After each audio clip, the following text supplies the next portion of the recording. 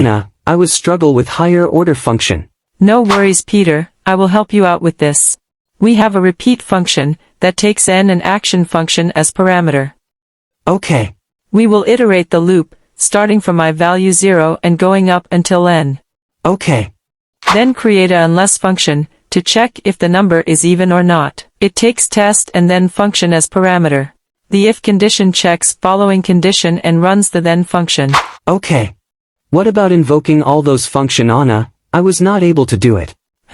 First call the repeat function, with 3 and n as parameter. Inside of it, invoke the unless function. Oh, to check for even numbers from 0 to 3, right, Anna? Perfect, Peter, you got it right. If the condition inside of it turns to be true, then the callback function is invoked printing all the even number from 0 to 3. Cool, Anna. How did you know all that? I follow iCode Daily channel. Okay, I will surely follow them. Sup viewers?